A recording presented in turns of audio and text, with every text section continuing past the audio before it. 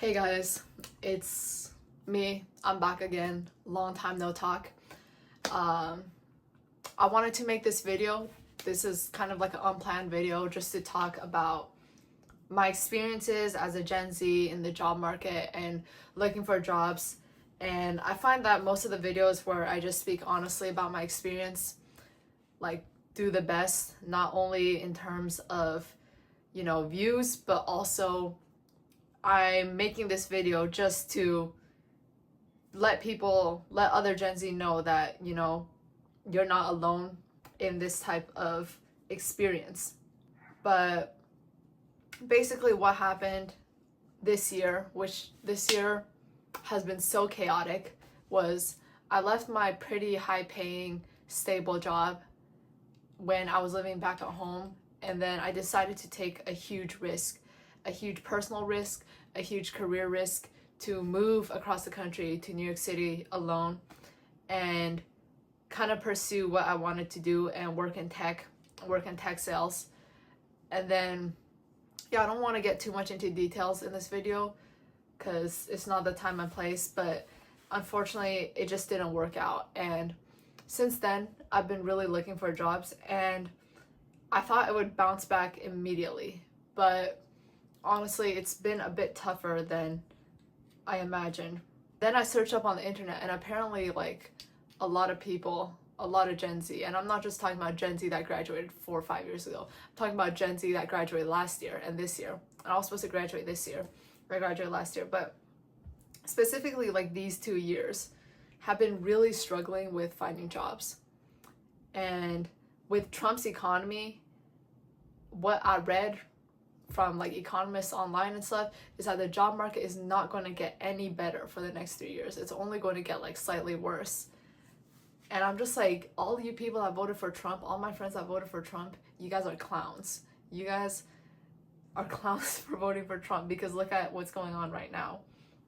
So a lot of my friends who graduated, these past 2 years, they're unemployed or underemployed, which means they're working jobs that don't require college degrees.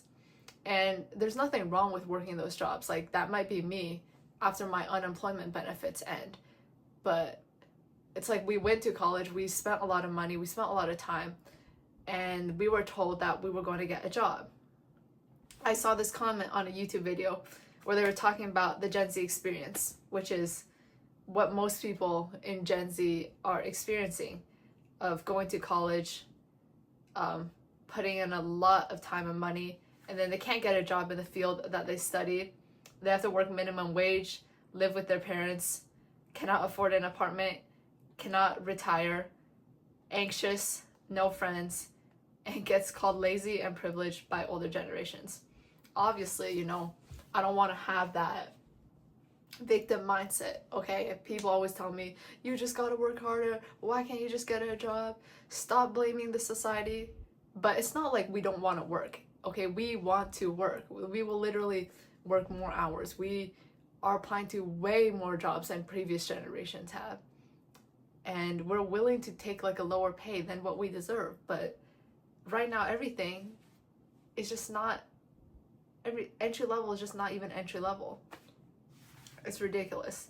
I know this just sounds like a rant, and it is a rant, but it's crazy how, entry level, they ask for 1 to 2 years of experience. First of all, I don't even think that they should require any experience. Internships and projects and that type of stuff should be good enough. And then they're like, oh, we went with someone with more years of experience. We went with someone who's more aligned. It's gotten to the point where I did this for 2 companies so far.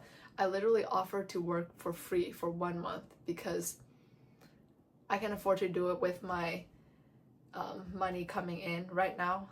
And I was like, okay, I will offer to work for free, and then for 1 month, and then if I do well, they give me an offer, which I know it's like so it's so disrespectful to myself. But people are desperate right now. I'm desperate, and you gotta do what you gotta do. But I am optimistic about the future. So yeah, I have a few things, or like 3 options which I'm going to pursue. Number 1, I'm going to apply for teacher jobs. And like, just because I apply doesn't mean I'm going to get a job, but there is a demand for teachers right now, and a lot of my friends, I think, are switching towards that route. And I would rather be a teacher than be a nurse. But I think that percentage of that happening is still pretty small. Number 2, go home and apply for jobs.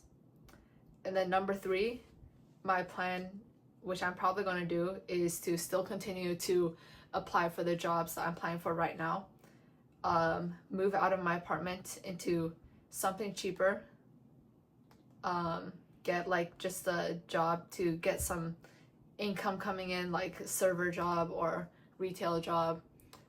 And speaking of retail, it's crazy because I applied for some retail jobs like Adidas, like retail associate positions, ASOP retail associate positions, and I literally got rejected, which is insane. And then back to my third plan, pursue content creation, throwing events, and my business full-time, become a fitness influencer, and train for a marathon. And I know this sounds insane, but I feel like when you're young, you have to take this risk. You have to take risks. And I'm still going to be applying for the jobs that I studied for. But I feel like when you're young, you have to take the risk. And everybody is going to tell you, like, you know, no, don't take the risk. Just, it's not going to work out.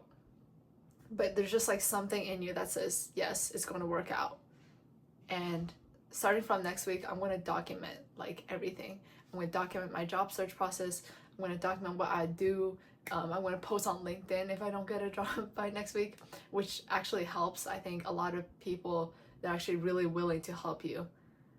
It's just the job market sucks ass. And yeah, that's what's to look forward to.